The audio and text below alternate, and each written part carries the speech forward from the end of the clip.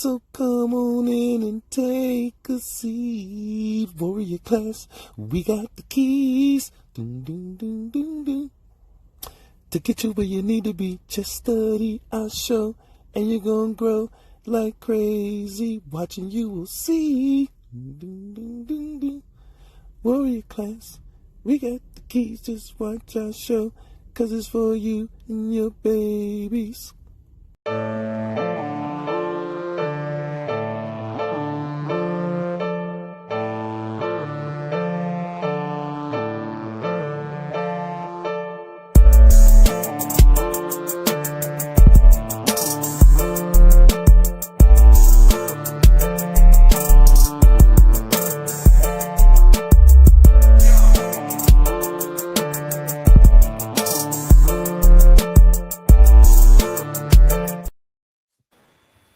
Welcome to Warrior Class.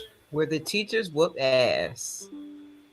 And you will too, if you pass. If All you right, greetings. pass. Greetings. Peace. Dang, Peace. so close. Peace, family. How y'all doing out there? Let's see. Oh, our good brother Eugene Mason. Thank you very much. We appreciate you being on time for class. I'm working on that myself, Eugene. On time for my classes. All right, today is the fiction versus nonfiction episode. And we'll be exploring what those genres are, which is more powerful, which is more African. So we're going to get into it. But first, of course, Ominiki going to bless us with the news. Ominiki will not be blessing anyone with the news. Sadly, I don't have any news. Yeah, and I'm blinging out of my gold hat today. It's all about that hat today. Telling him someone was asking us if we wear jewelry or something. There you go. Baba got it right there. Oh my goodness. Something is happening on my computer.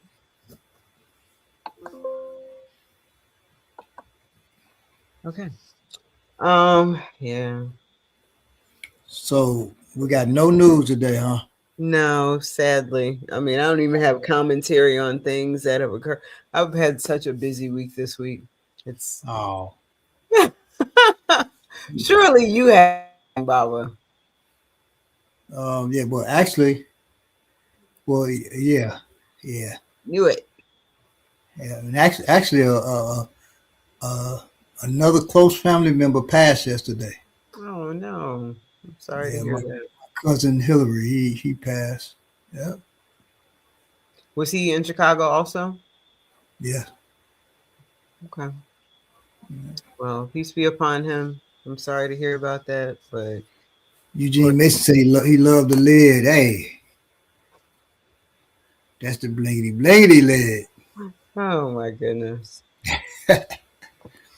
I remember I have an African lace, yellow lace outfit, and oh yeah, we were getting ready to go somewhere, and I put this on with it, and my family was like, "What in the hell?"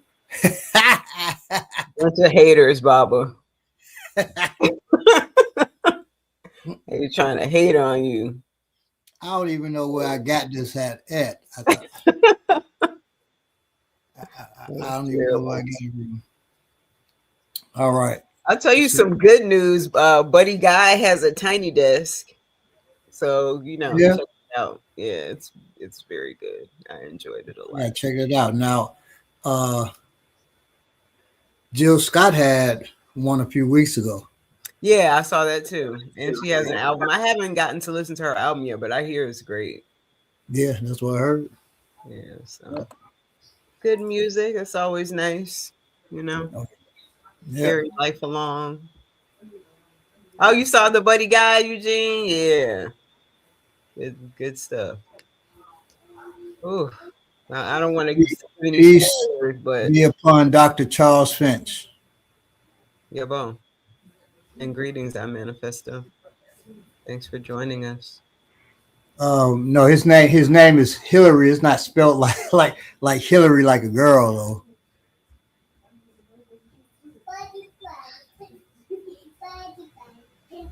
How And do you he, spell male Hillary? I think it's just Hilary, one L. Oh, okay. But Oh, he, flourish. you know, so he's the husband of my first cousin Doris, and I believe they got at least 9 children too. Like I have 9 children. Beautiful. Yeah. So he was a rich man. That's what's up. All right. So And greetings, Sister Brittany. Thank you for joining us. yes. And I excuse me, manifesto. Yeah. all our good people. All right. And we've got some lurkers, but not as many as usual because I figured that because we're dealing with Reading. fiction, right? We're dealing with reading, and the Honorable Elijah Muhammad once said, if you ever want to hide things from black people, put it in a book, And that's sad. and that's very sad. Mm-hmm. But that stands true a lot of times, you know.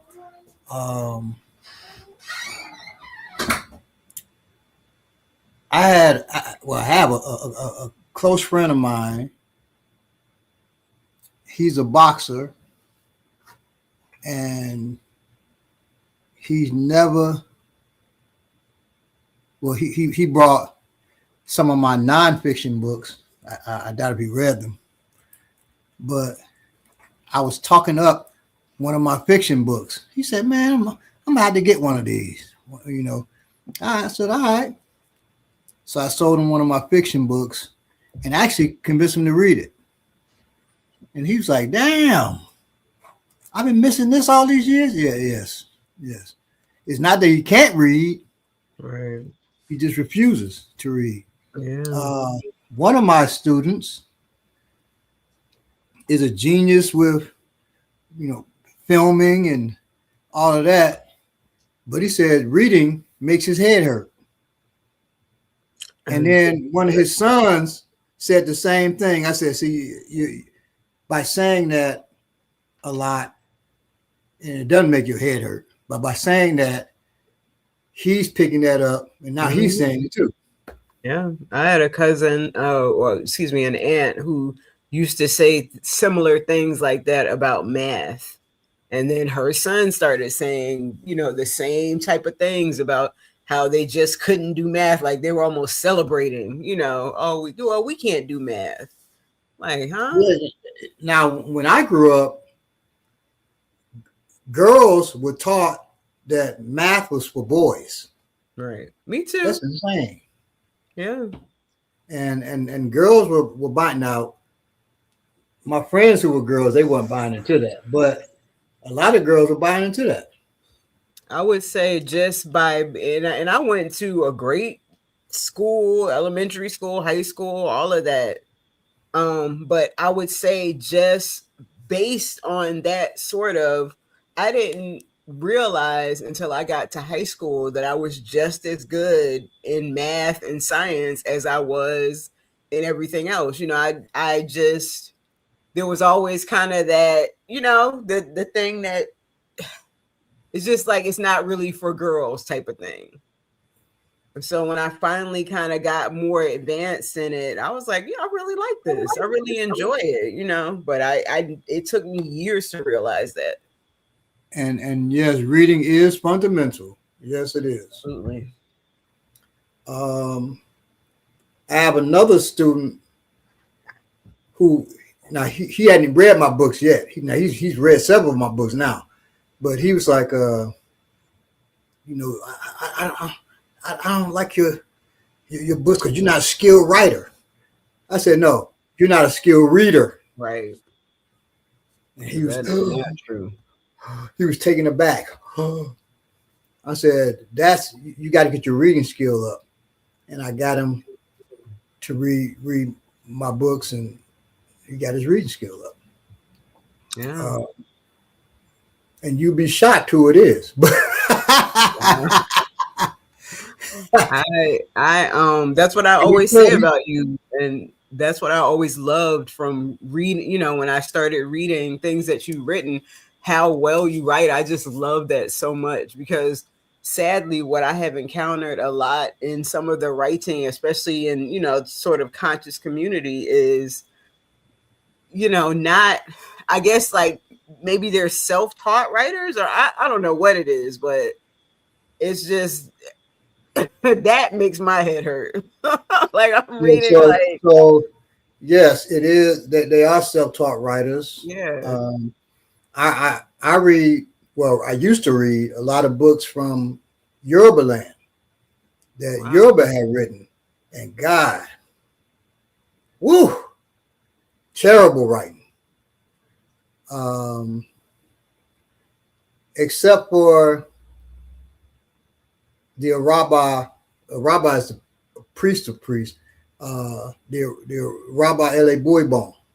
He's the Araba of Oshogbo. He can write, but and there's another brother named Popola. He can write. Although I mean, Popola is writing so well, I really believe that he got a writer to write for him. Wow. But check them out. Most of them, well, one day Abimbola, I mean, he's a professor. He was a professor at Emory University here. He's a professor now at some other school in the United States.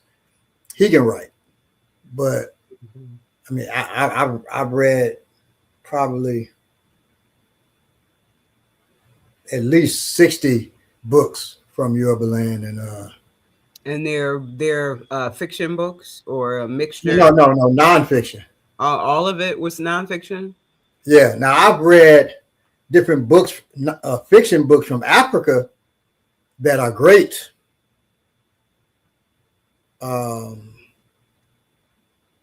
But they're not from Yoruba land. Yeah, well. Yeah. There's some great Nigerian authors, but and a couple of Yoruba authors that are great authors, but I think they live in the United States. Okay. Yeah, my son was reading a Nigerian author. I think he just finished that book though. Brittany asked a good question. What do we mean by write well? Like proper spelling and grammar, coherence, formatting? All of it. I mean, like you can get your point across. Yes, you know, I mean, I feel like if you write well enough, you don't necessarily have to stick within the bounds of all of that all the time. As long as yes, you do. Yeah, yes, you do. Point across. No, you got to stick to spelling, grammar, coherence, formatting. All of it's important, Brittany, in writing. Okay. And I learned most of my writing from Black authors. And in fact, I had a Caucasian author who's well known, who was stealing my and other students' stuff at Columbia. I went to Columbia for my writing major. It was screen. It was film with a concentration in screenwriting. But I had to take other writing. Had to take creative writing, had to take science fiction writing, had to take different. And my science fiction writing teacher, most of my stuff she couldn't take because my stuff was so out the box. I mean, the people who knew her wouldn't have known, but all the students would have known. But she took a couple of my things, and she took it's this one brother named Wes, a brother too.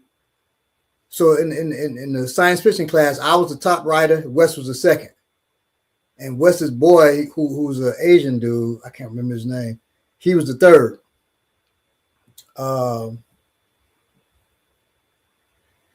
She just ripped Wes apart. Wes gave her he had a book, a journal where he had written a bunch of short stories, and he gave them to her to critique. And she put those all in a book of hers. All of them. Wow. That's dirty. Who are Baba's favorite grim, dark, sword and sorcery fantasy writers? Okay. The only grim, dark writer I like is George R.R. Martin. Now, fantasy, sword and sorcery, I'm not too much into. I'm into sword and soul. So, sword and soul is sword and sorcery told from an African/Black lens. The founder of Sword and Soul is Charles R. Saunders. He wrote this book series called Immoral, and that influenced the author Milton Davis, and it influenced me. And it's so much so that we created a sword and soul world called Kikanga. And so Kikanga, we've written several books in Kikanga, and we wrote a role-playing game, Kikanga, the Sword and Soul role-playing game. And actually, we're on 2.0 now. So I've written 2.0. Milton's going to format it, and then we're going to bring that out to the world too. But now Sword and Soul, I like my stuff. I like Milton's stuff, Charles Saunders stuff. There was a woman named Val John Jeffers. I liked her stuff. It's several works of Sword and Soul that I like. Let me see. I like this early commonplace anthology collection style books, and I put out a couple of anthologies. I'm in a couple of anthologies that are out there. So, intellectual creativity and property can be stolen.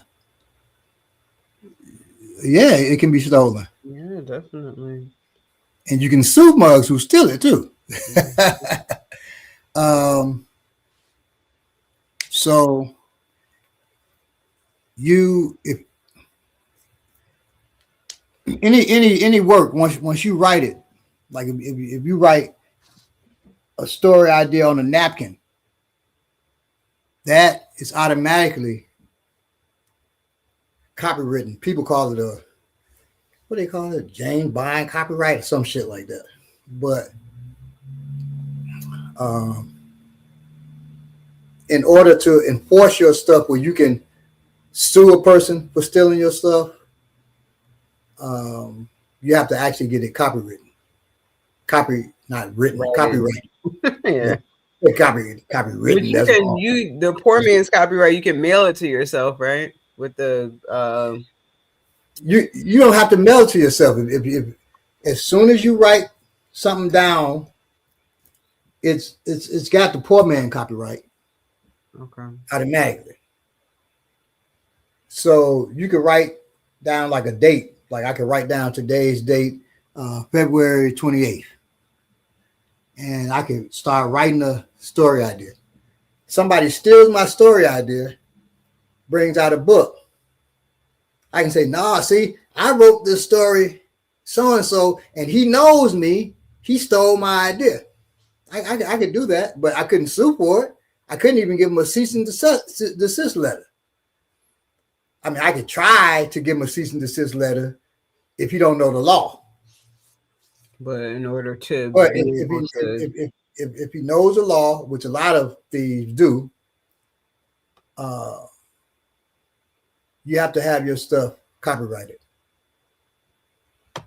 And if it's copyrighted, then you can say, hey, this is copyrighted, cease and desist, or I'm going to sue you. Okay. Now, there are overseas companies that steal books. So they've stolen mine. They've stolen other author friends of mine who I know, most author friends who I know, several of our books. I could see that. So they feel I'm not traveling to Russia to sue a fool for stealing my book. You know, he just got away with it. And if he says, hey, I'm going to do an American tour on the so-and-so book, and I know it's mine, I'm going to be at this show, I'm going to whoop his ass. That's for real. I'll read anything that had ninja in the title. Well, you won't be reading much Sword and Soul then, because Sword and Soul shouldn't have ninja in the title because it happens in ancient Africa. but you know, hey, he's keeping the tradition of Sword and Soul going. Well, I'm trying to. Milton's trying to. So we're keeping it alive. Yes. Not trying to. I keep it alive because we're writing books in that. But we're going to hop into the episode on fiction and not versus nonfiction. All right, good afternoon. Today, we're not merely discussing literary categories. We're discussing power. Because when a civilization decides what counts as fiction and what counts as nonfiction, it is also deciding what counts as truth, authority, legitimacy, and ultimately reality. In the Eurocentric worldview, texts are divided into two primary domains: fiction, the world of imagination, and nonfiction, the world of the real. But here's the crucial detail. The distinction is not about whether something is true. It is about whether it claims to be true. A newspaper article filled with lies is still classified as nonfiction because it claims to describe reality. A speculative novel that reveals profound psychological or political truth is still classified as fiction because it announces itself as imagined. So the test is not accuracy. The test is philosophical posture. Does the text say this is real, or does it say this is imagined? Within fiction, we traditionally identify three major forms: prose narratives, that's stories and novels structured in chapters; poetry, lines and stanzas, rhythm and compression. A instructor of mine once said, poetry is the art of saying a whole lot with just a little. Okay. And that's what you do. You say a whole lot with just a little. So it's dealing with compression. And drama is the third type. That's dialogue and stage direction, scene and act. In film, movies are fiction. Movie reviews are nonfiction. Documentaries are nonfiction. Even fabricated reality shows remain nonfiction because they claim reality. Notice how flexible the system is, as long as the claim is maintained. But here is the deeper question: who controls the claims? Who controls the authority to say this is real? In recent decades, the line between fiction and nonfiction has blurred. Novelists reconstruct history. Historians imagine dialogue. Memoirists shape memory with narrative artistry. Documentaries employ cinematic manipulation. The binary begins to crack. And when it cracks, we must ask, was it ever universal or was it always cultural? Before the printing press, before the European Enlightenment, before the rigid separation of fact and imagination, in many African societies, the primary method of transmitting knowledge was storytelling. It was fiction, if you will. Story was not entertainment alone. It was archive, law, cosmology, ethics, political theory, spiritual instruction. A folktale could encode agricultural strategy. A proverb could contain governance philosophy. An epic could preserve genealogy and historical memory. The story was not less real because it was symbolic. Symbol was a vehicle of truth. In such systems, imagination and reality are not adversaries. They are collaborators. Excuse me. Now let us consider reading preference, not as consumers, but as thinkers. Nonfiction grounds us. It corrects historical distortion. It documents injustice. It preserves testimony. For Black communities especially, nonfiction has been a tool of reclamation. But fiction expands us. It allows us to explore interiority. It gives us alternative realities. It lets us imagine ourselves outside the constraints imposed upon us. And imagination is not trivial. Imagination is architectural. Every political system, every technology, every liberation movement began as imagination. If you can limit a people's imagination, you can limit their future. One of the I can't remember who said it in the chat, but someone also said that that reading builds empathy. Yes, it does. Yes, especially reading fiction, it builds empathy. Yeah, this is where the stakes become electric.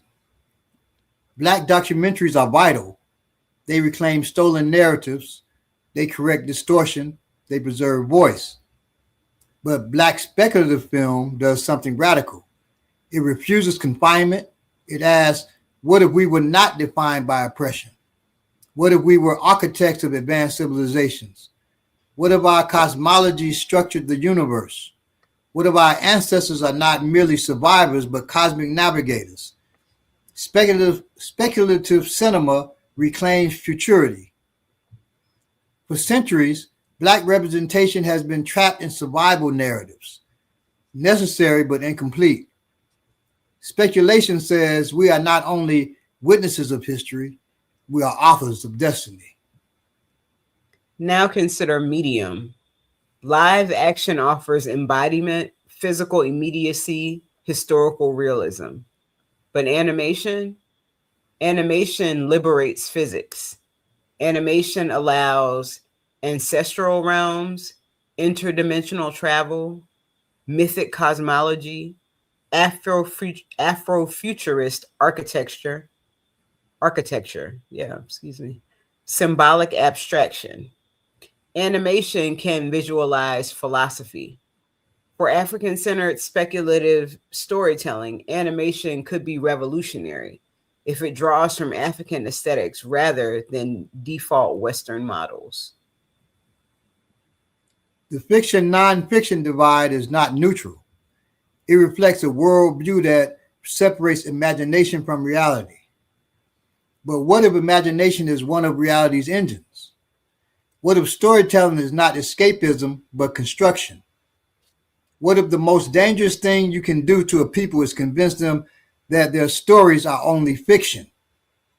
Perhaps the real question is not, is it fiction or nonfiction, but does it preserve memory? Does it strengthen identity? Does it expand possibility? Does it shape the future? Because civilizations rise not only in facts or on facts. They rise on stories powerful enough to organize those facts into destiny. Yeah. Now, as far as what's more powerful, it's a proven fact that the mind and the brain do not know the difference between fantasy and reality.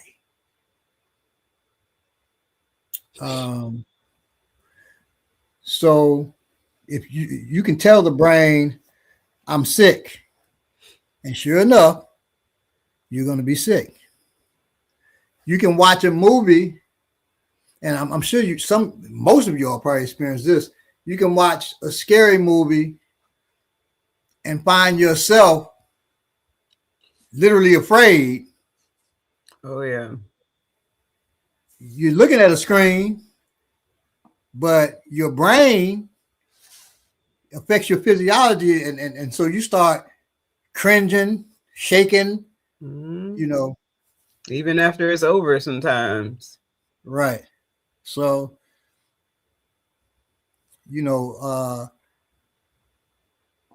fiction, and that's why in the African modality, they told more stories, but the stories also, well, like if I wanted to tell you about, teach you a certain concept, I tell you that in a story form. I wouldn't just say, yeah, this concept is so and so.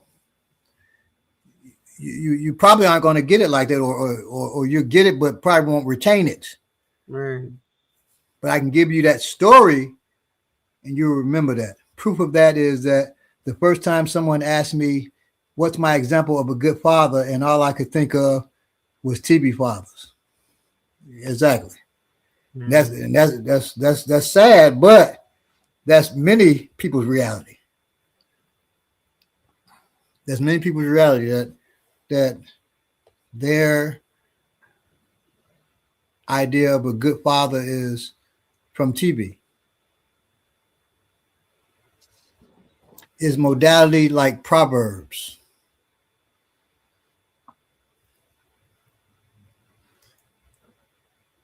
No, so it depends on what modality you're talking about.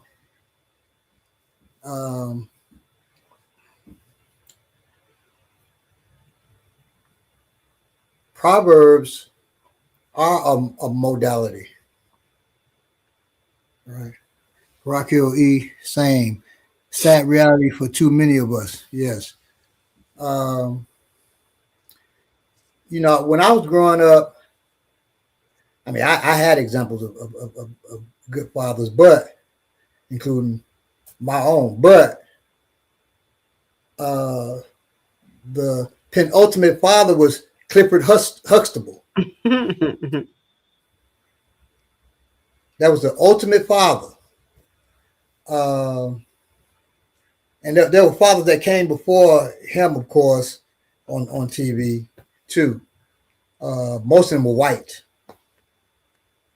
but shit, I think all of them were white. But Clifford Huxtable was for good times. Well, yeah, James, but James was a fighting, arguing father. Many of us were used to that, but Clifford was the one that used his intelligence and you use intelligent examples for the children. His name was Heathcliff. Well, actually, it was Clifford Huxtable first. Really? In the first episode, yes, the first episode of the Cosby Show, it was Clifford Huxtable, and then they changed it to Heathcliff. Why would you change it to that? Because I guess Clifford sounded too black. And so they wanted to make him different. They wanted to make him different. Is a cartoon. Now that part. Daddy Huxtable, whatever you call him. Peace, Billy.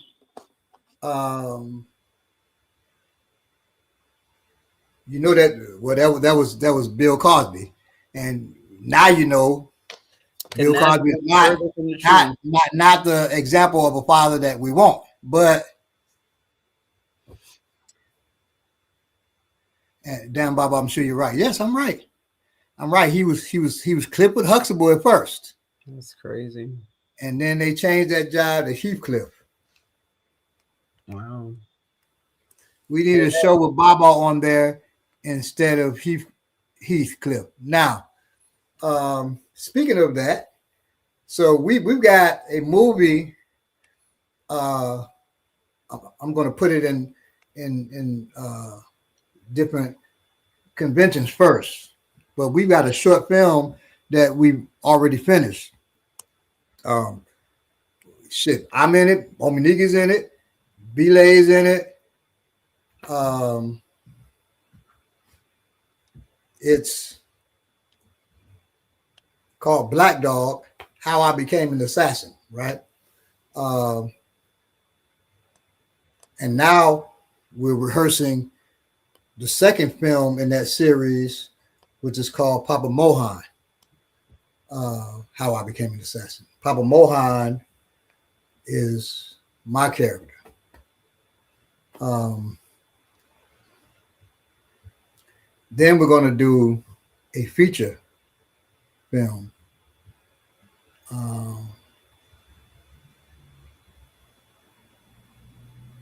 And then we'll move on from there, more features. And so in the short film, it's 7 assassins. And I've written a screenplay for each one. So we're going to get around to filming each one. But the first one, Black Dog, that's Belay's character. Yeah. We're all in it, but that's Belay's character. Mm-hmm. Yes, Black Dog. So Thank you, Code Knox. I don't have a big role in it or anything like that, but you know. now this one brother said, "Oh man, that sounds like Ghost Dog." No, it's in how you say it. You can say Black Dog like Ghost Dog. It's not like there's Black Dog like a black dog. And it's about 7 assassins who are possessed by animal spirit. Well, not really possessed; they become animal spirits. So, and the first one is Belay's character. He's a black dog. He's a dog. Yeah, bro. Yeah. Mm-hmm. And that is fiction, but it has some elements of truth in it. But yes, it's fiction. I don't see myself now. Somebody told me the other day I should write a documentary. About what? Well, that's number one, but I guess it would have to be on martial arts or on survival. Mm-hmm. I don't see myself doing that.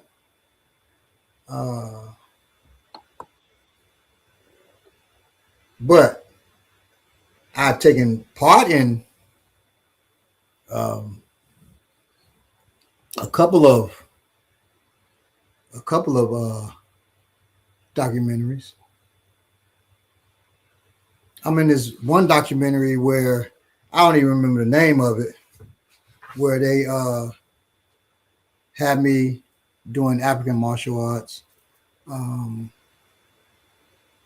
was a real nice documentary because I was moving from Chicago to Atlanta, and the brother who shot it He's a close friend of mine, and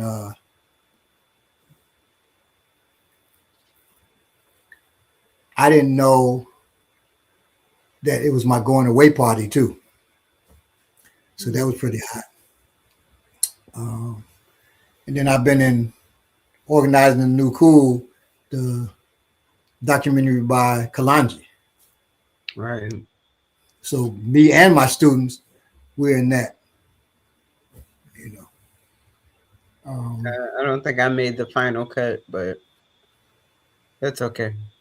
It was still a great documentary. I think all my students did. If I you were was in gonna class that day, you made it. Oh no, they interviewed me. Someone interviewed me. I can't remember who it was, but someone interviewed me. But I Okay. don't think the interview made it in. But I Okay. was gonna say, the reason why is just like when for some reason people feel like they should take nonfiction more seriously than fiction.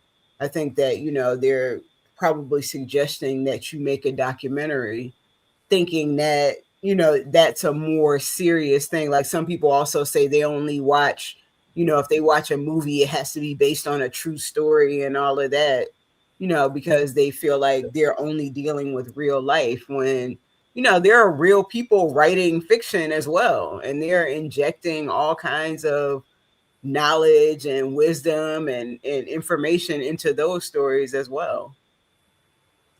Right. Now, yeah, I believe people,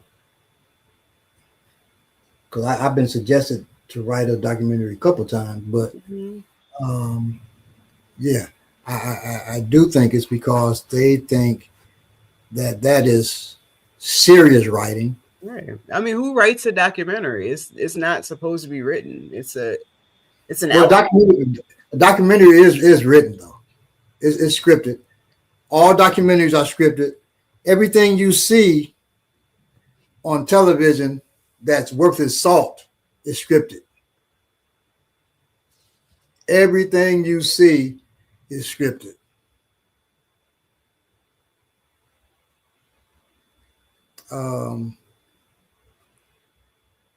Now, I've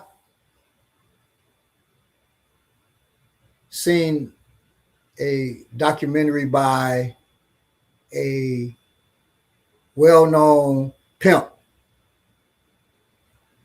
well, wannabe pimp. He has a series of documentaries out. And in one of the documentaries, he says, well, I don't know if he said it, but yeah, I think he said it, that, martial arts come from us, including your favorite, like ninjutsu. And this sister got online spouting that nonsense. It's bullshit that ninjutsu comes from us. I said, it's bullshit. I didn't say bullshit to her. I said, no, sister. In my little bit of training, I've been training for 50 years. At that point, I've been training for like 44 years or something like that. I said, what I do know, I don't know a lot, but what I do know is ninjutsu, and they actually call shinobi. I said, shinobi, a lot of what they did was for money. They were paid to off somebody. That is not a characteristic of African martial arts at all. At all.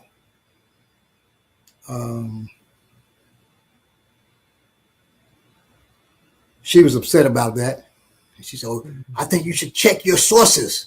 And then she goes to her page and she puts in there, I will not be called a fat black woman by anybody again.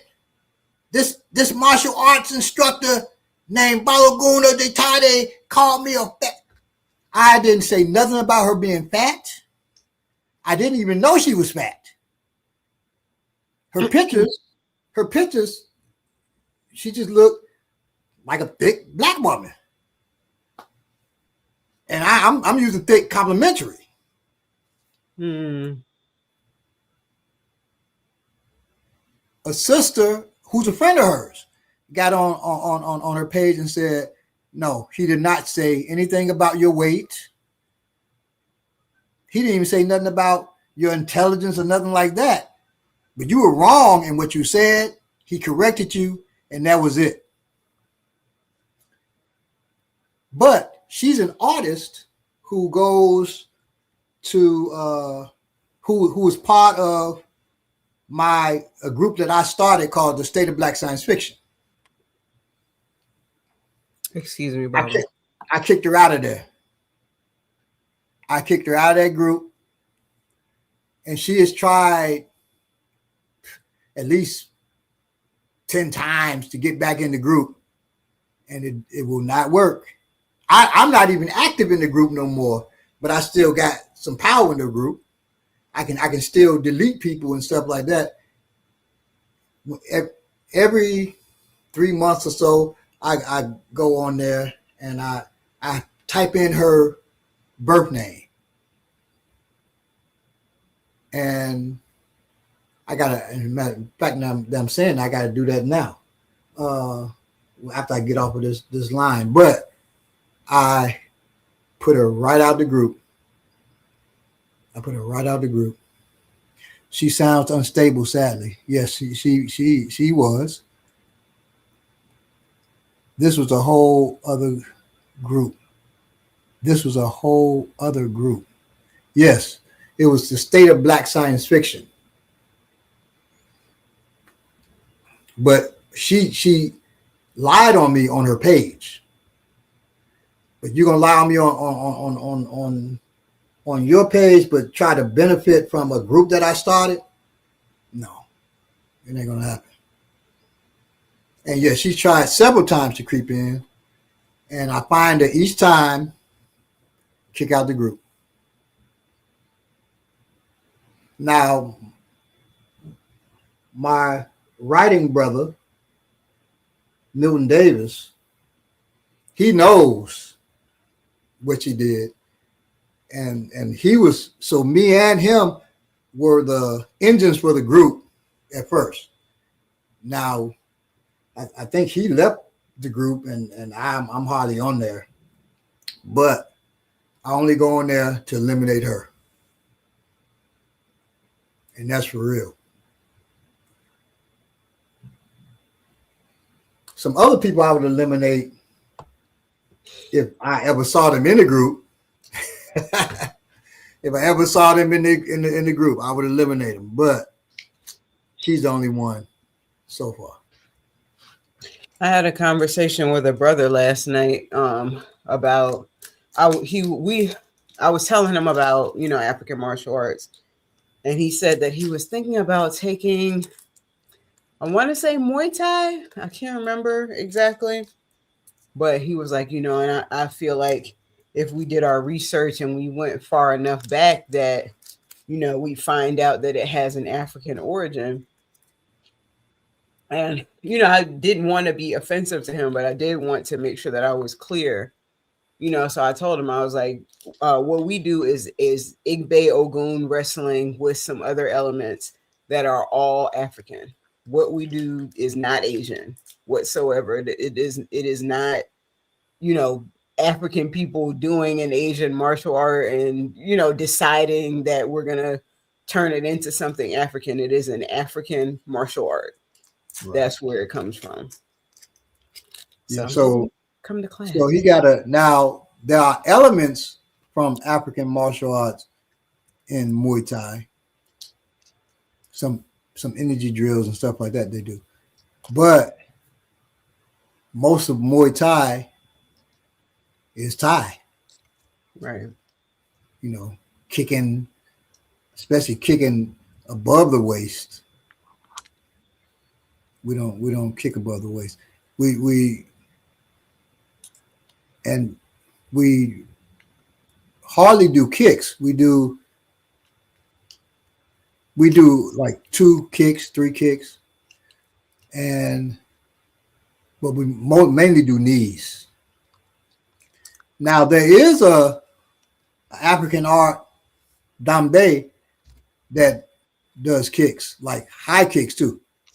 They do round kicks, side kicks, and I think front kicks. And they do dambe, Dambe. They do them low, medium, and high. So they'll kick you in the head. So that's real. Um, but What? that's the only African martial art that I know that does that, and it's not influenced by China or nothing like that, or Korea, or Japan, nothing like that. So Dambe is an art of the Hausa people from Nigeria. Yes, I'm and sorry. it's got Clinton. It's got Clintons in there. It's got covers, um, but it's got the kicks in there too.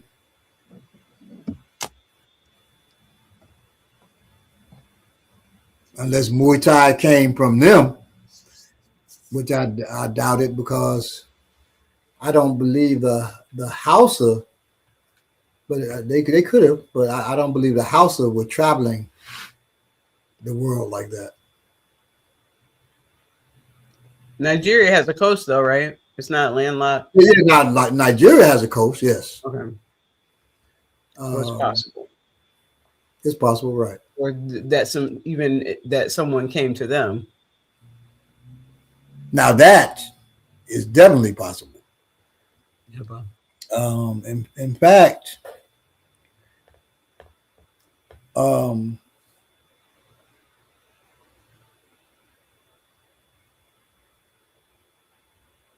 well, yeah, that's definitely possible. Yes, that's all I'll say. Okay. Now there was trade between the Indonesians and Africans, but I'm not sure which Africans it was. I'm pretty sure it was West Africans, but I'm not sure which ones. And I'm not sure whether we went to them or they came to us. But uh, the karambit, which is the talon shaped knife, that Right. originally came from us. That was us cutting wheat with that knife, but we held it up, and it's got a curve in it. So when we cut, we don't have to curve our wrist, and that wears your wrist out.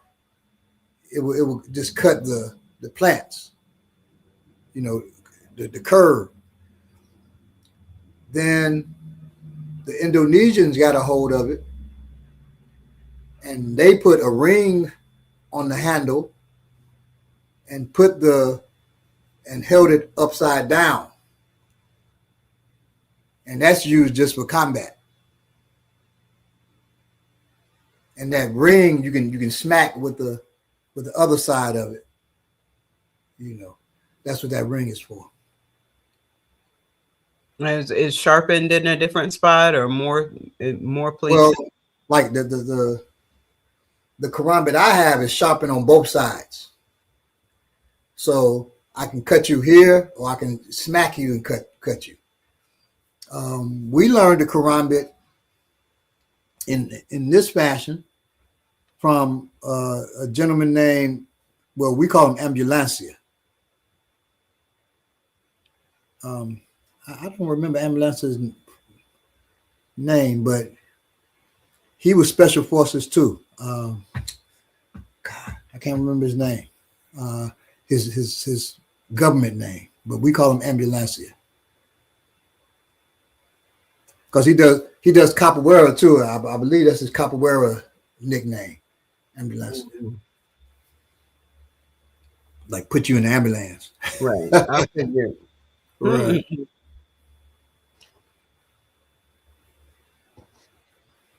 And so we did a workshop together, and his part of the workshop, he does Indonesian martial arts, Indonesian and Filipino martial arts, but he taught the karambit. He taught us karambit.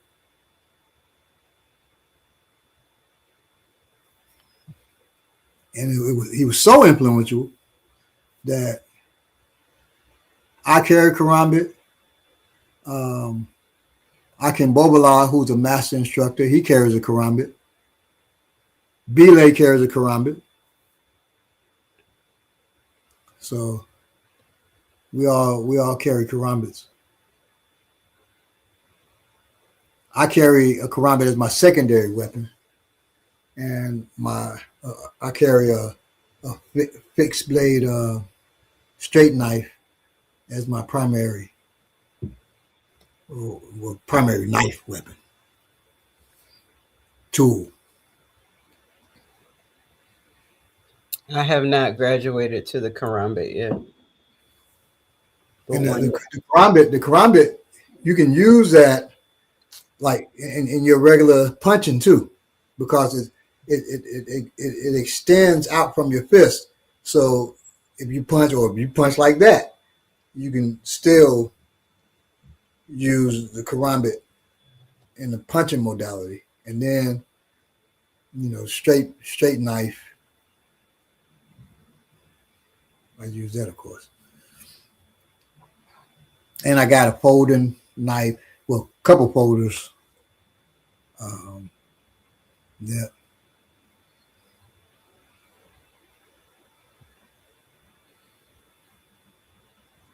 So any questions?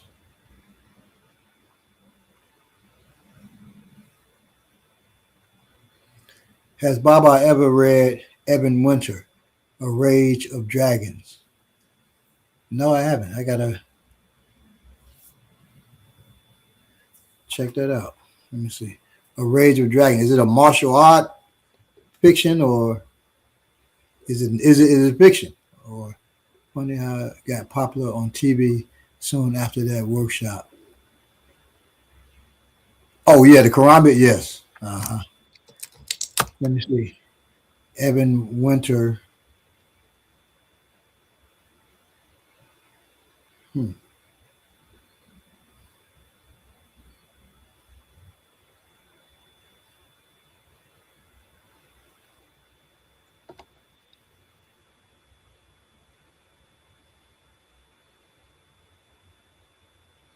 Oh, this is strange.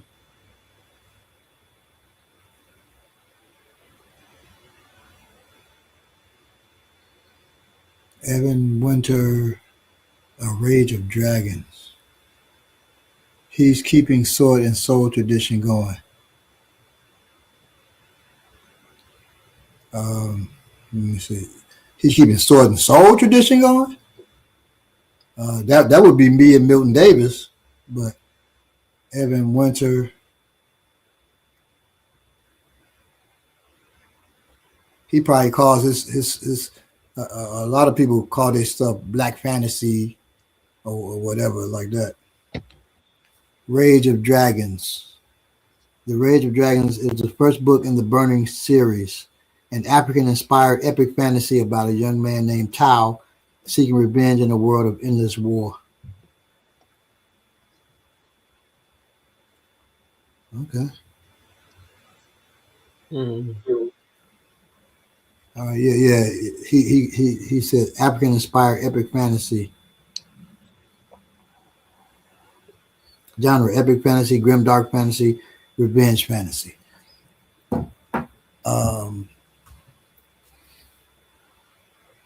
Yeah, he needs to get to know us. He probably still wouldn't use sword and soul. A lot of authors, they won't use sword and soul because if they're writing sword and sorcery, because that seems too black to them.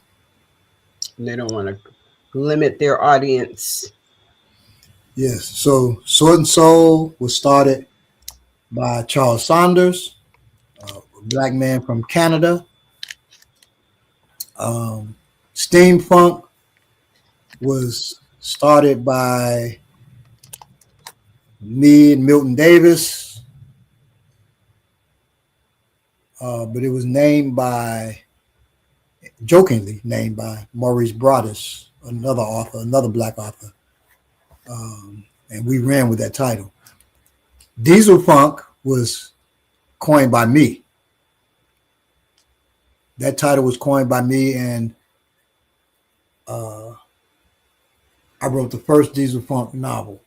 So Diesel Funk, so you got steampunk, you got steampunk, which is steampunk with from a black perspective, black/African perspective. Diesel Funk is diesel punk. So diesel punk it happens in the diesel era, like 1910 to 1950. I wrote the first diesel punk novel, which is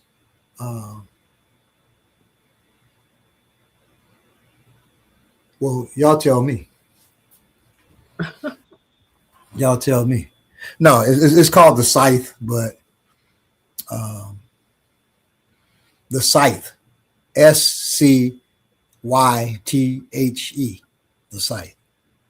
It's about a doctor who is in the midst of the Tulsa massacre, and people he loves get killed, and he wants to take revenge on those who are actually behind the Tulsa massacre. And that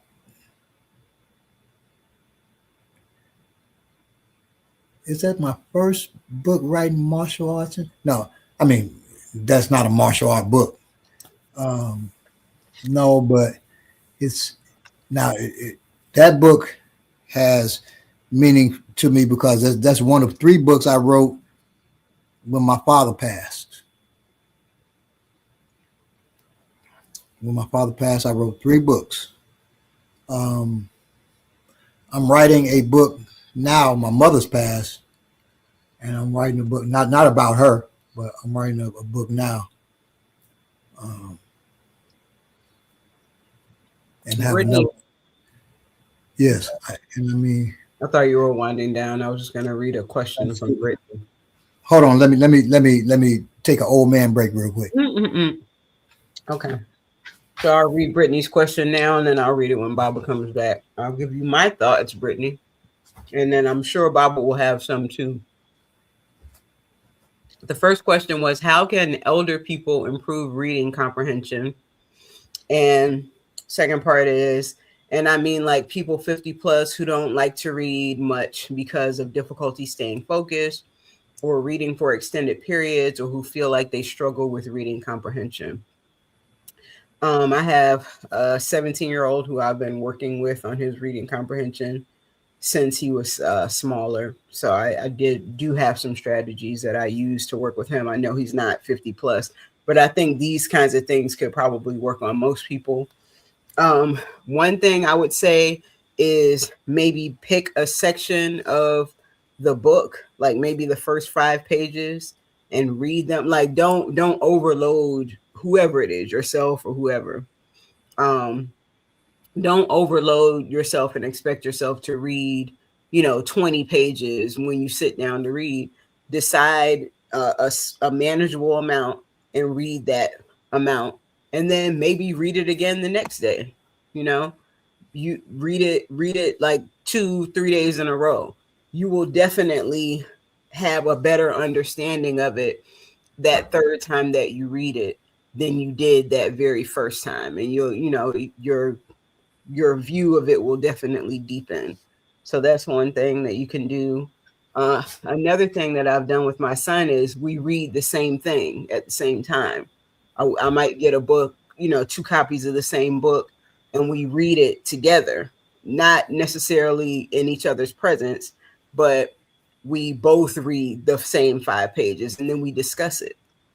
which is another thing I was going to say. And I think that might be why people start so many book clubs. It may not be necessarily for reading comprehension, but that might be a benefit of it as well, so that you can actually talk about this section that you all read and see, you know, what your measure how your understanding of it compares to the other people who also read the same thing. But I would say just the thing about reading is it can be difficult. Most people don't read much after high school, so it can be difficult getting back into it. It can make you sleepy, you know, all kinds of things you hear about. But the most important thing is to manage it well, to, you know, don't place a lot of expectations on yourself at first, kind of build it up. And Baba, I'll read you her question so you can answer, you know, give your thoughts on it. She had a two-part question. It says, how can elder people improve reading comprehension? And then she says, and I mean like people 50 plus who don't like to read much because of difficulty staying focused or reading for extended periods, or who feel like they struggle with reading comprehension. Okay. So for people who are elders who have trouble staying focused,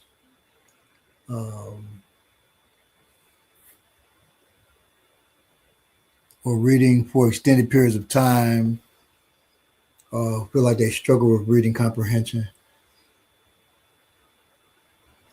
Reading, one, is not a speed sport. You can, so I have books from 150 pages long to 500 pages long. Of course, a person just starting reading, or they haven't read for 30, 40 years, they're not going to read no 500-page book. But they could, if they read it like the 150-page book, read one page a day or one chapter a day, or you can do that.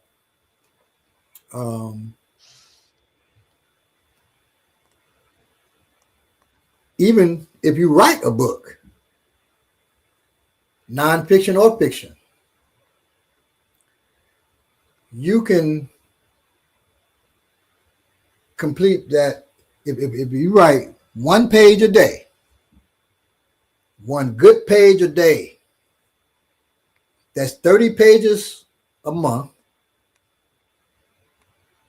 That's 90 pages in 3 months.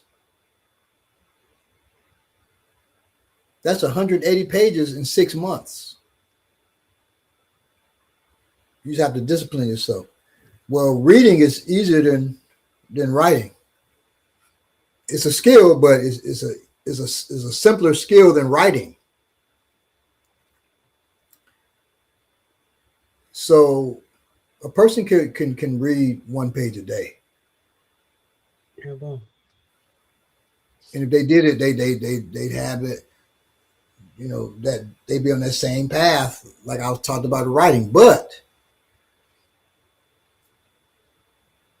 if one of they 50,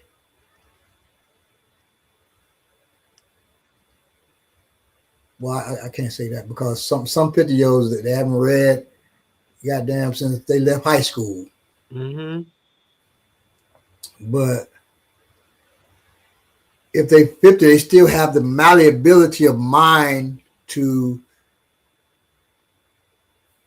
read at least half a chapter a day. But if they're not going to do that, then a page a day. My mother started off, I mean, I always see her read. And she was reading well into her 90s. Like she transitioned in 94, but I'd say not well into the night, but like 93, she was still reading. I just didn't like what she was reading in her 90s because it was, I grew up seeing her read advanced stuff, and now she was reading the tabloids. That's the thing about even with young children, though. You know, they tell you let them read what they're interested in. At least they're reading something. You know. Yeah. Yes, except do not read stuff on this phone, like an article on this phone, and tell me you're a reader. Right. You're not. Open up a book and then tell me you're a reader. Although now they do have some things in PDF. Right, like books. Right, like books and PDF that you can read. So I can't say you're not a reader, but your reading skill will increase tremendously if you open up a book. Right. Strangely, these same people I'm referring to can read chapters of the Bible, but not much else. They can read much something else, but a lot of black people, we don't read because we don't see ourselves in the stories. That's true. Except the Bible, we read the hell out of them, and those aren't our stories either. But we read the hell out of the Bible.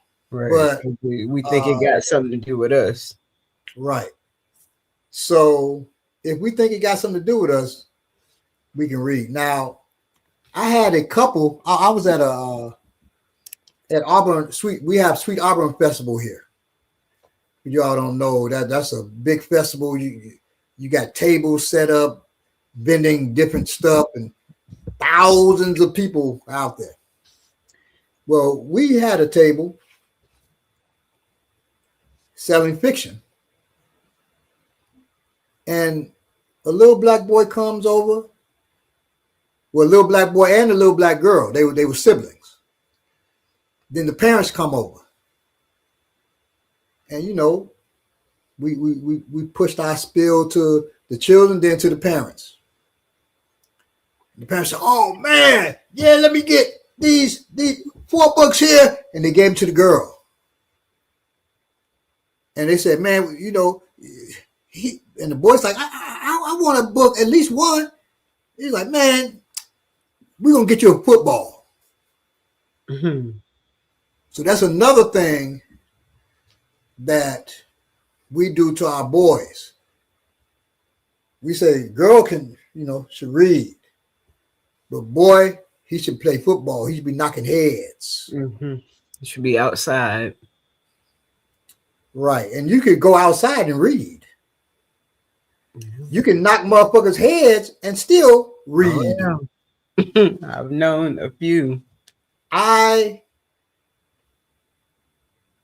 don't so much now, but I write a lot of books, but I don't just carry books with me now. But man, I used to carry books with me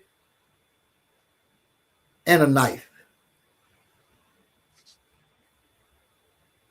So I was ready to stick a mug and read a chapter on sticking a mug. So Read a chapter, I had to stitch them up. Yeah, that too. When it's all over. It's funny, you talking, Brittany, about the people who can only read the Bible or can't read nothing else. It reminds me of people who can like take shots of liquor, but wouldn't be able to drink a shot of like herbal tea, you know, like any type of bitter herbs. It's just like the thing that's not doing anything for them. They're all into that, but something. Now, if you take a shot of liquor, it's doing something for you. Yeah. You're getting high like a mug. Right. Yeah. But yes. That's all you're interested in now. I take your point in that, but I mean, I don't take no shots of liquor. I can drink a glass of bourbon or a glass of wine or something like that.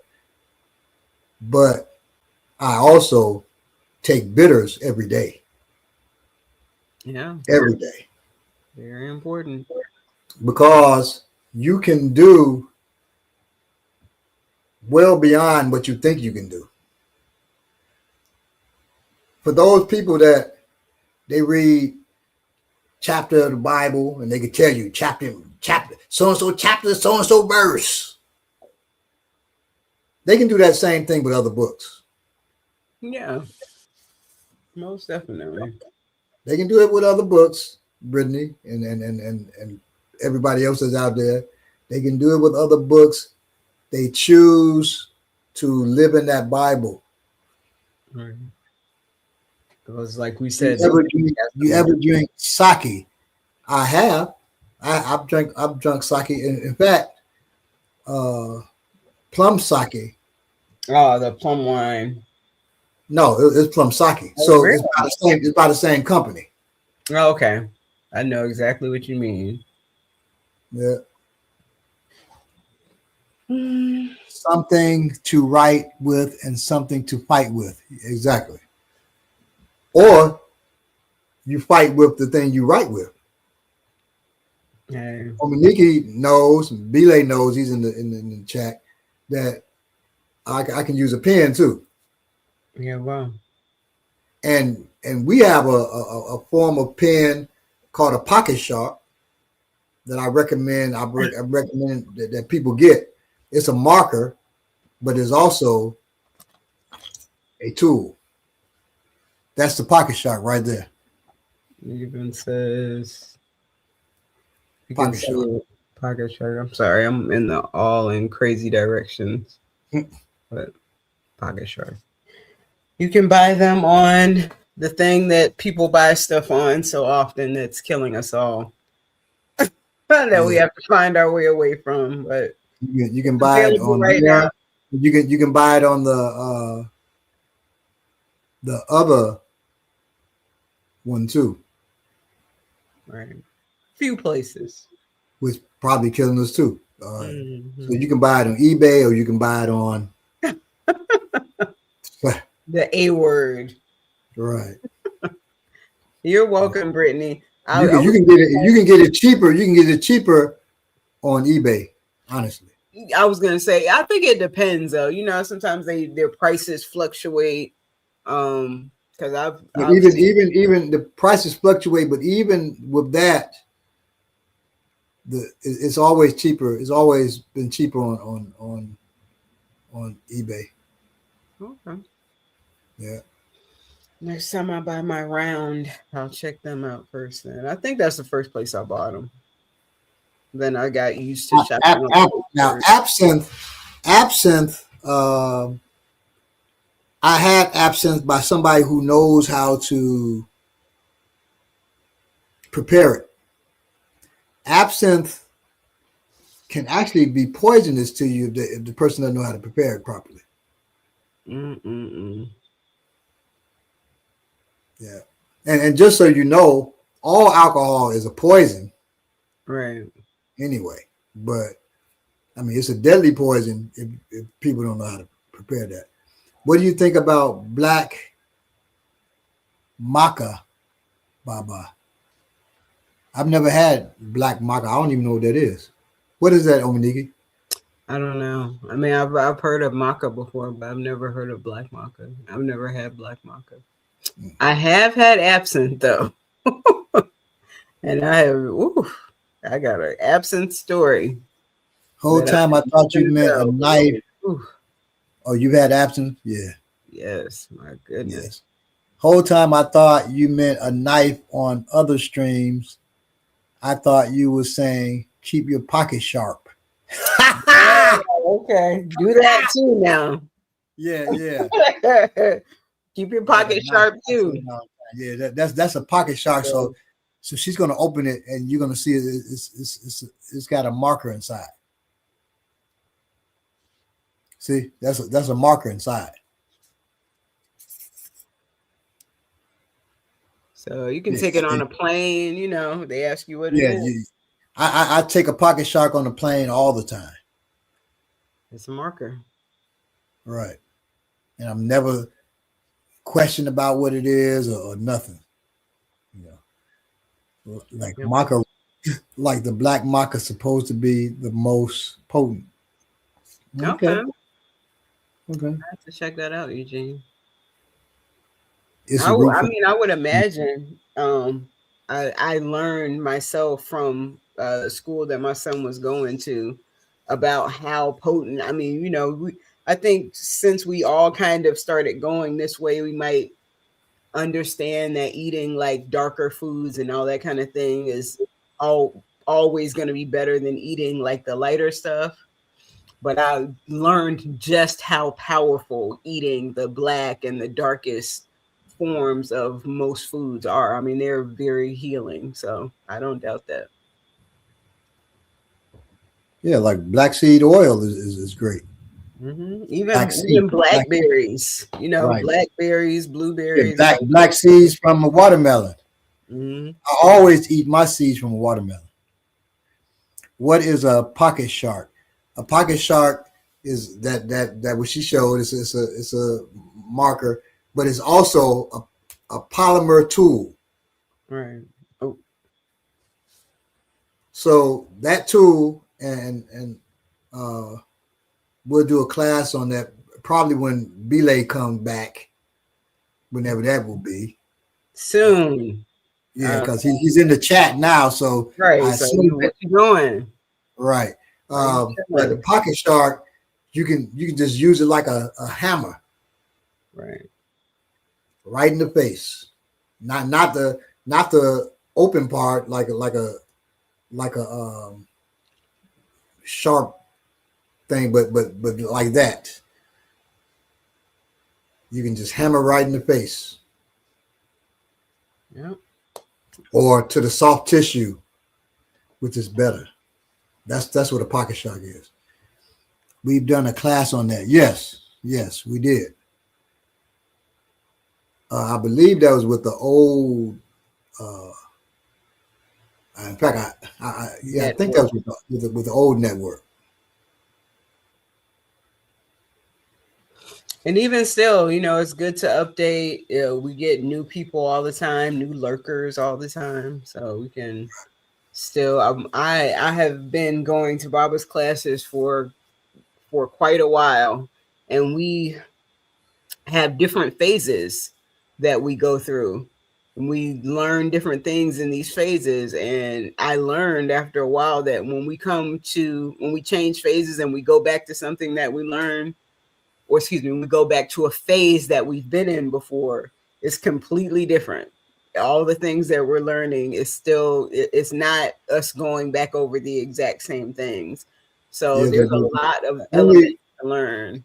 the only person, well, the only people I would say have taken a repeat because you only got a finite number of techniques. Finite number of techniques, infinite number of ways of using them.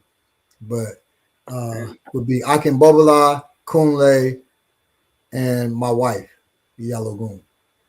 Um, in fact, Yalogun, when I used to regularly do workshops, she was my experimenter. She was my crash dummy, if you will. Because I'll be like, okay, what I just teach? Because I have to make sure what I teach, everybody can learn. Now she's a full instructor, but everybody can learn from full instructor to beginner. Yeah, well. Now, a full instructor, assistant instructor, master instructor, they're all going to get different stuff from the same technique. Absolutely. They're all going to get different stuff. I remember telling the student that one time, he was a beginner, so he didn't know, and he was like, how is that? How will I can mobilize, get something different from what I get. I said, just keep learning. Right. Keep learning. You'll find that that's true, and you'll learn it quickly. That's true. Definitely. Even I would say, like, I can mobilize. We're gonna work on this technique that I haven't worked with you before. Everybody would stop training and watch because they would think they're gonna get something and Right. would get nothing. Right. He got what I want him to have. Everybody else is just confused. But we still want to see. And that's cool, but the confusion is going to be there. Definitely. Until it's not. Right. So Belay, when he became a full instructor, I said, now, what you know now as assistant instructor is going to change when you become a full instructor. And it certainly did. He can bear me witness on that. I think he offered now. He probably making a delivery. I know, playing like you working. But he can tell you that. Yeah, and it's deeper than interpretations, because there's some things that I can show Belay right now that Ominiki wouldn't even understand at all. So it's deeper than interpretation. It's understanding. Right. So we say knowledge, wisdom, and understanding are power. And with them, I can accomplish what I will. Everybody got their own level of understanding. Everybody.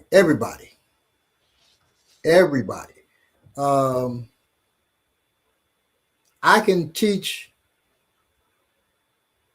a student, a full instructor, a master instructor, stuff that I couldn't teach Ominiki right now. But when she gets to full instructor, I can, because her understanding will be higher. Now, the knowledge and the wisdom she got, the understanding is what she has to have. And so Belay's here. You're right. He's saying true to the fact that I said he's playing like he's working. No, he's saying true about the instruction. You know that. So we can teach in front of 1,000 people, 1,000 karate black belts. And the language we're speaking is different. The technique is different. They will not know what we're doing. And that's not a break on karate. It's just telling the truth. Yeah, so, I mean, like I'm sure karate could talk about some job that I wouldn't know, because they have a culture that they're part of too, that I'm not part of. Yeah, bro. Yeah. That's that Grady laugh, Baba. Oh, that's my laugh. So I can't even replicate that because it just came out naturally. But okay, hey, that's funny. Shady. I'm like Shady Grady.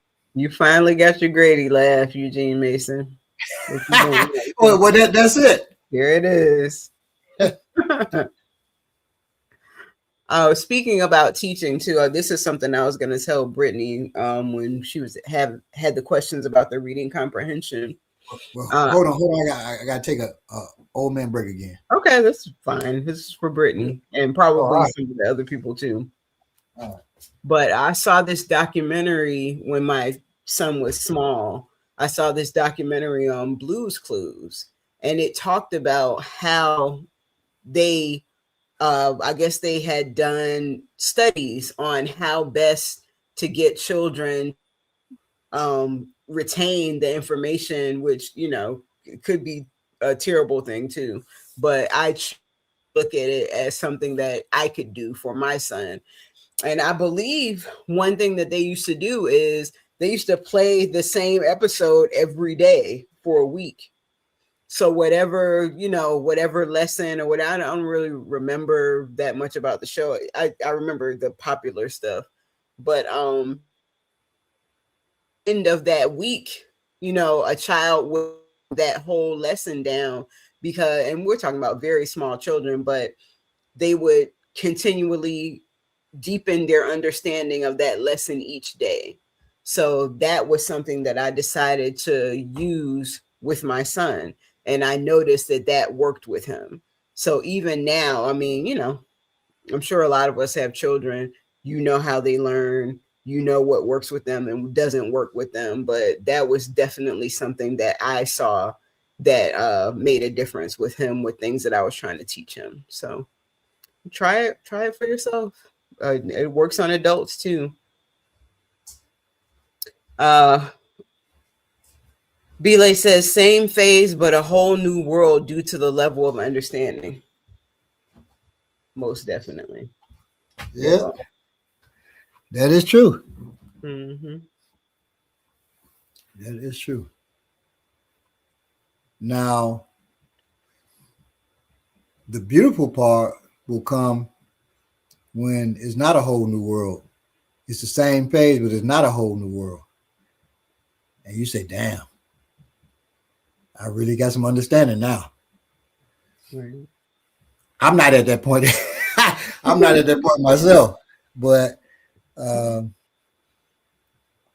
I'm sure it will be beautiful. Yeah, the world is changing. We'll all be in a different place than we thought, more than likely. So you get to see. Absolutely, sister. Thanks, Baba. What's he thanking us for?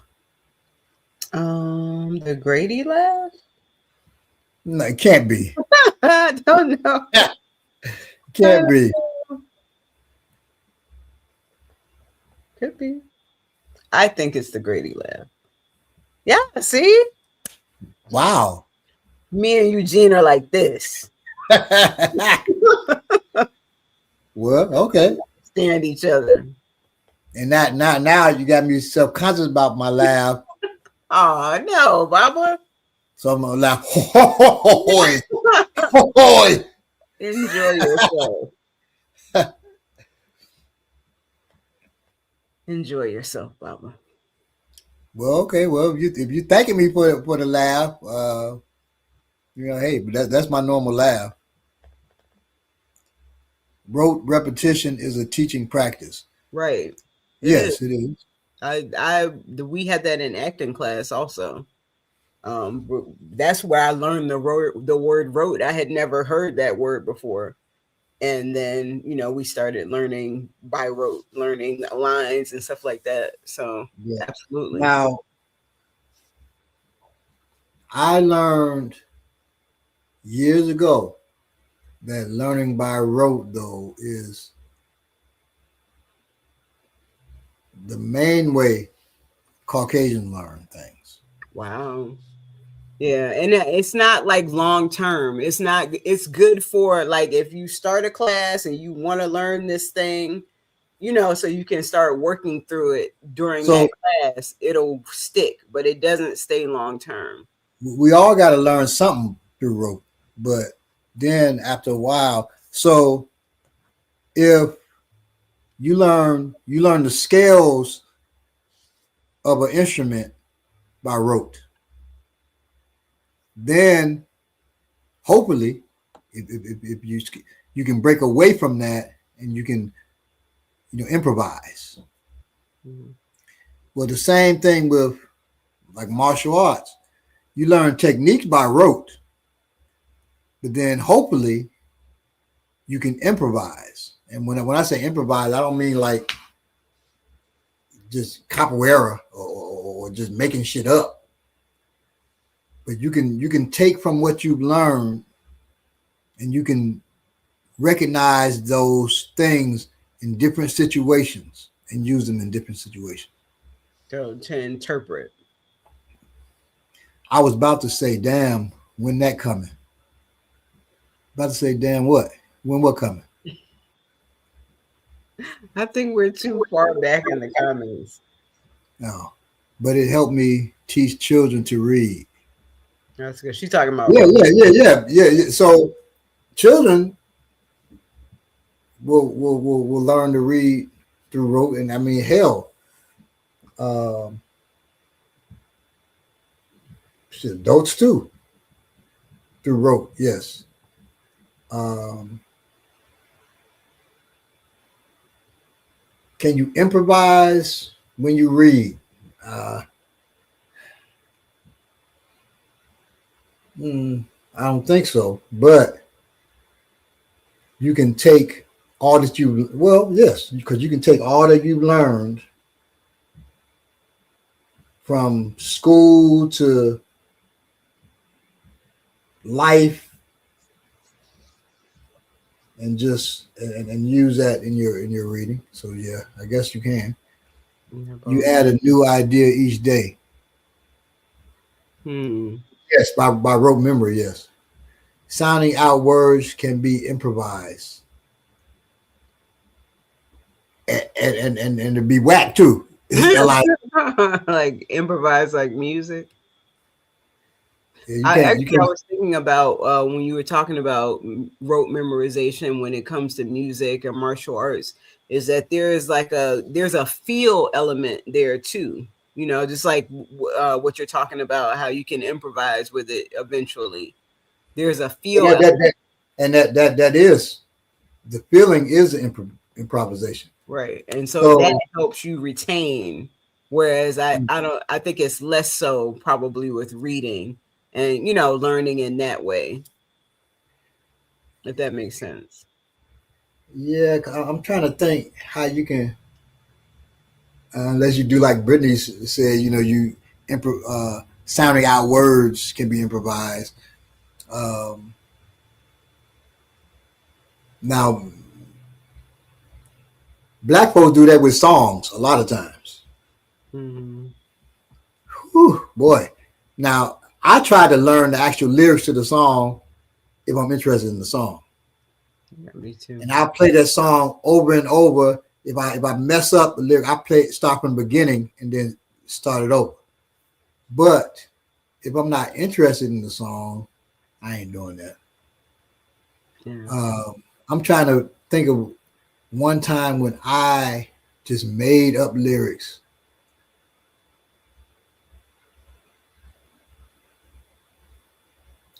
I did now in the Pledge of Allegiance.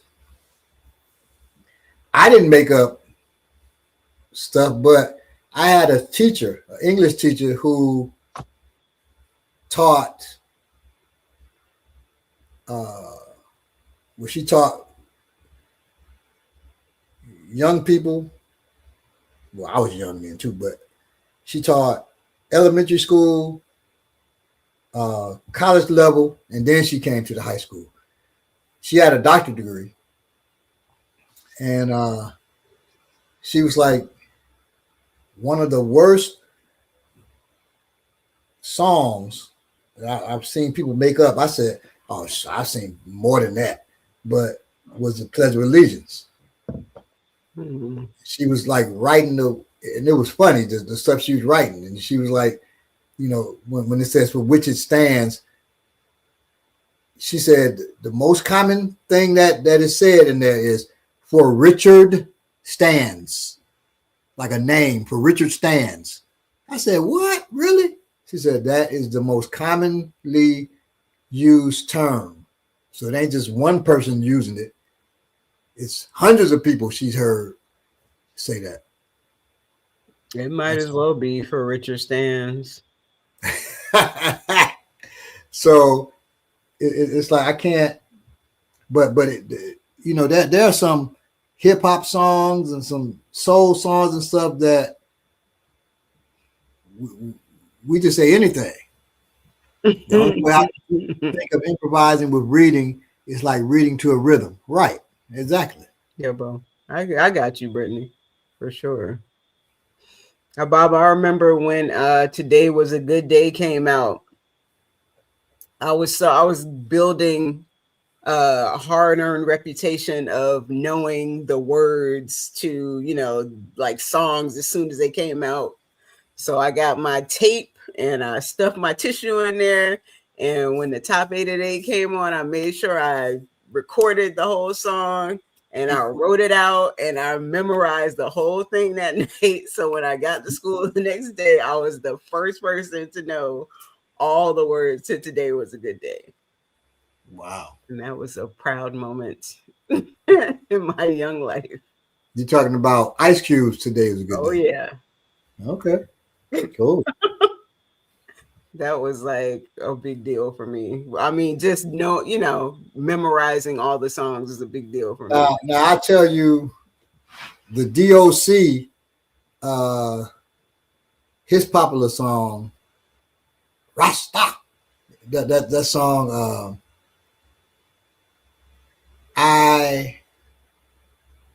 it took me forever to get those lyrics. Usually I get the lyrics down one day, but it took me forever to get those lyrics. Boy, yeah. Now I can get Bone Thugs and Harmony's lyrics. Yeah, I was never into those. And that's familiar rap cadence to me because I'm from Chicago. They from Ohio, but in Chicago we had that cadence too. Yeah, the crucial conflict. I mean, shit, my rock group. Oh, okay. We had that, but yeah, crucial conflict, yes. I mean, it's different, but the same, if you know what I mean. You know, the only way I can think of, let me see, Bravo Sister. That you learn those lyrics. Hey, but you learn Ice Cube lyrics. That's cool. It was very important. And yes, in Crucial Conflict, I knew all the words of their songs too. Yeah, I don't think I knew all the words to Crucial Conflict. Yeah, but I knew all the words of their song. And I knew the words to their song that they made with R. Kelly. Oh. I knew all of R. Kelly's lyrics before he started. Well, I guess he was still doing it, but before we found out he was raping children. Richard Stans was first president before John Hanson. And he was black. Right. Quran, etc. What do you mean by that? By Quran? Page is funky enough. Right. Now that was no, so that was Belay's joking on the DOC. Oh, okay. And talking about the phases too.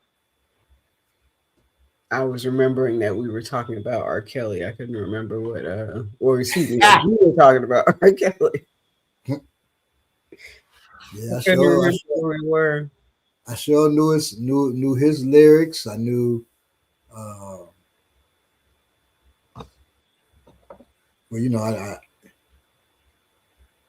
most rappers from that era, I knew their song. Even like the Streets of New York.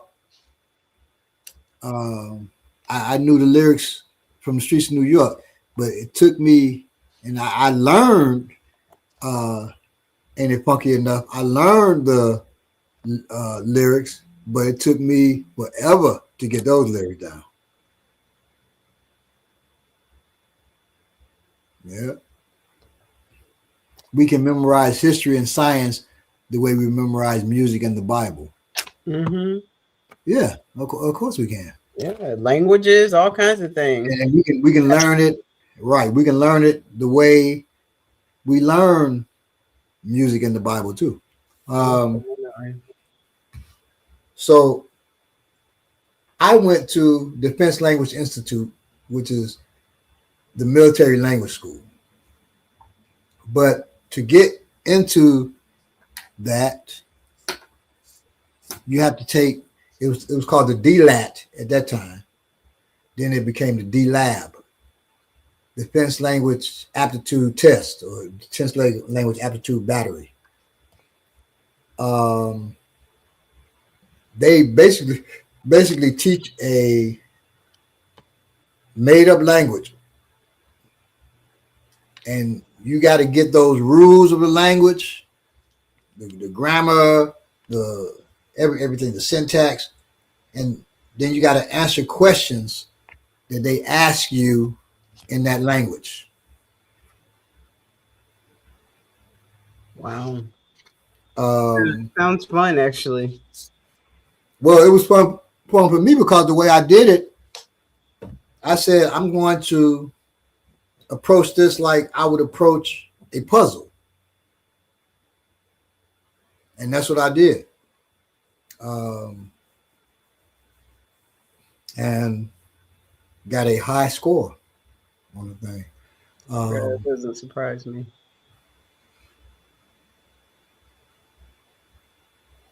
Yeah. DOC, I had those lyrics at one point. Yeah, like I said, I did too. And it was tragic that he got into a car accident and it destroyed his vocal cords, because he would have been, I believe, the number one rapper at that time. I really believe he would have been, but that ruined him to the point he couldn't. I mean, he can. I don't know about now. I think even now, hey y'all, hey, he was talking like that. I haven't seen anything with him recently. Yeah, they hired folks to create a whole language for Klingon and Dothraki, and they probably were linguists or what have you, right, too. Now I know that the language Klingon. I knew some nerds in high school who spoke Klingon. Mm-hmm. Yeah, there's people who get deep into it. But Dothraki, that's from Game of Thrones. Yeah. So I was away from high school. Down the line. Yeah. But yeah, Klingon. I mean, I had friends who could interpret Klingon and everything, girls and boys. Black folk, but they were nerdy black folk. Mm-hmm. See, a nerd back then was a real nerd. They had a certain look. They had all of that. They had a certain actions. Nowadays, shit, you see nerds. Some nerd women be fine. Not when I was in high school. A nerd was a nerd. He's awkward. Yes. A nerd was a nerd. It's different now. I was into nerdy things, but I was also an athlete. And could kick people's ass. That's a major distinction. Right. I had to fight. Now, right. The nerds that I knew, they couldn't fight. Mm-hmm. It's that element. And a lot of nerds I knew, they took karate. They took karate and kung fu, and they still couldn't fight. Yeah, they were awkward. Yes. They used natives during World War II to speak in their language for code. Yes, they did. It was a certain native though. They said Apache. Yeah. Oh, okay. I think Apache code talkers. Yes. It's all in the eye of the beholder. Oh, you're talking about fine? Wasn't no fine nerds when I was in high school. It was somebody. They were fine to somebody. And I be holding these glasses, and there were no fine nerds when I was in high school. Now, I imagine they got fine because a lot of nerds I knew had babies, ended up having babies. Well, a lot of nerds from my school. See, my school was different anyway. Everybody in my school was a nerd or did nerdy stuff. Right. Yes. I went to Whitney Young, which is the school for the gifted, right? So, and my school was known for having the pretty women, the pretty girls.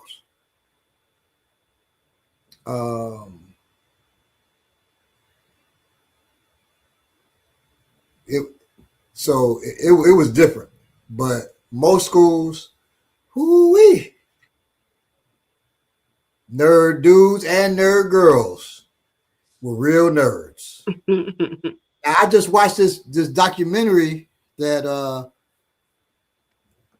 Amosun, he's a student and a student in a couple of things, spiritual student and martial arts student. All right, peace, Brittany. He recommended that I watch this video on gaming, documentary on gaming that's on Prime. And now those dudes on there. Now it was some sisters, a couple of sisters. They looked all right, but the dudes, black dudes, white dudes, Asian dudes, whoo-wee.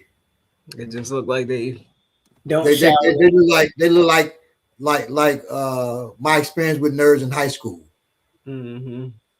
Woo, they were rough to the point where they were proud. Now the ring they were competing for $25,000, but all like the semifinalists, they all got rings, right?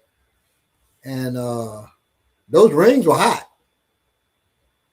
Those rings like championship basketball rings. They were hot. But the emotions they had over some games. Now I make games. I write games, role playing games. I've been shortlisted for major awards in games. I got beaten in one game by these. I don't even know if they women, but they made a game called Thirsty Sword Lesbians. Thirsty Sword Lesbians beat me. I said, God damn it. But Thirsty Sword Lesbians is a good game. It's a good game.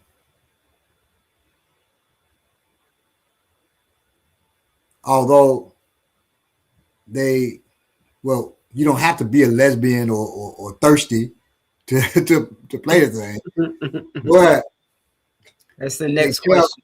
They tell you in the I believe in the intro that if you're not gay, you'll have a hard time playing. But that's not true. That's like out of the dang Baba. That's like out of the Warriors. What, Thirsty Sword Lesbians? What, I think they were called the Lizzies in the Warriors. But that game is TSL, Thirsty Sword Lesbians. Yep. Interesting. iManifesto says fine nerds didn't know how to leverage their fineness. To which They do now. They do Huh? now because you got Instagram. I was gonna say, but Vincent Davis responds very similar to what I was gonna say. Is fine nerds didn't need to be worried about leveraging their fineness. They were already winning with intelligence. Their values are different. You know, the things that they want are going to be different than some other girls. So Yeah. So yes. and to answer your question, Code Knox, I went to a very similar school, a very similar high school and elementary school to what Baba went to. So, Now they were already winning with intelligence. That's true. They were winning with intelligence, but most nerds, and I wrote an article on this too. Most nerds also have the same psychological profile as the bullies, because most nerds are bullies. I'm talking textbook nerds. I so I was taught to play chess by this girl who was the world champion, uh, youth chess. She's black, and so I was wrecking dudes, and these Asian nerds like I'll play you. I'll play you then, you know. And I was, playing like, oh well, okay. And I playing like dumb, and they know me, so they know I wasn't dumb. But they were like, this will be easy work, easy work. mm.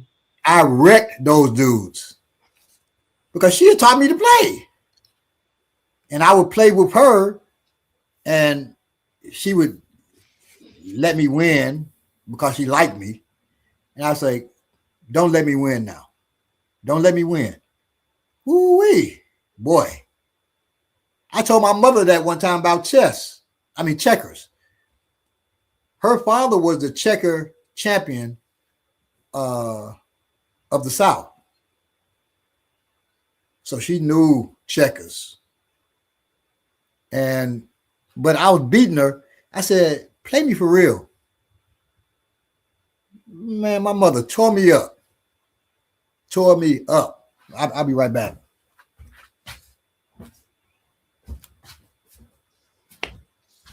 What else were we talking about? Yes, Baba was a wunderkind.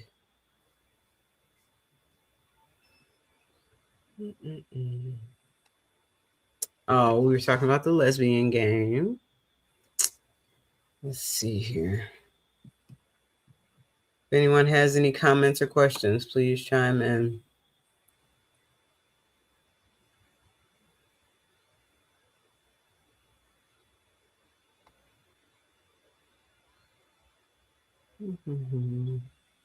Oh, also, I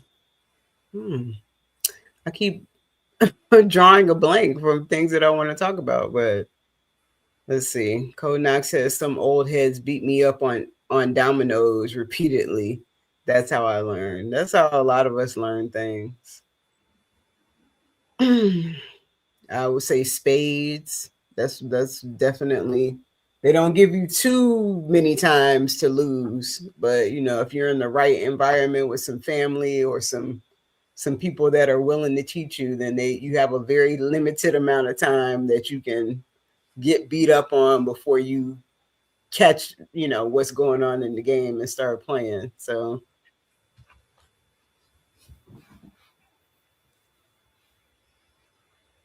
welcome back, Baba. Oh, we're at the 2-hour mark now. Oh yeah, we are. Let me see, same old heads beat me up on dominoes repeatedly. That's how I learned. Right. Mm-hmm. Right. Thirsty Sword Lesbians leader is called Great Amazonian. Boy, Yeah. I skipped over that one. But yeah, Code Knox, I know because we actually had we went out of town as our martial arts group, and we went out of town for a wedding, so there was a lot of us, and we were in Airbnb together. We had rented this huge Airbnb, and some of us didn't know how to play spades, so we kind of put it together so that we could teach these people how to play spades, and they learned quickly. Oh, it took like maybe a day or two, but they learned how to play. But it's hard being black, learning how to play spades when after you're an adult. Like, no one wants to teach you. Well, yeah. I took it upon myself to teach the folks who didn't know how to play spades because of that. You can't be black walking around here and you can't play spades. Mm-hmm. You're gonna get dogged out, talked about. In fact, when we went to the wedding dinner, I guess you call it. Mm-hmm.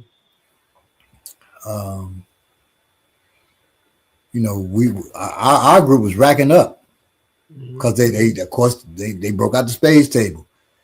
Like, let's do it. Let's do it.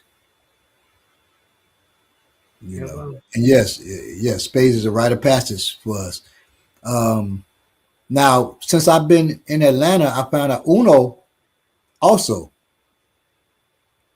is a rite of passage. I know how to play both of them, and Tonk, Pity Pat. I know how to play different. But if you don't know how to play Uno and you're in Atlanta, you're gonna get talked about. Except, thing with Uno, people make up their own rules. Right. Like, what the hell? What the hell is a skip 5? Triple reverse. Right, exactly. Bid is the monster, worse than Monopoly.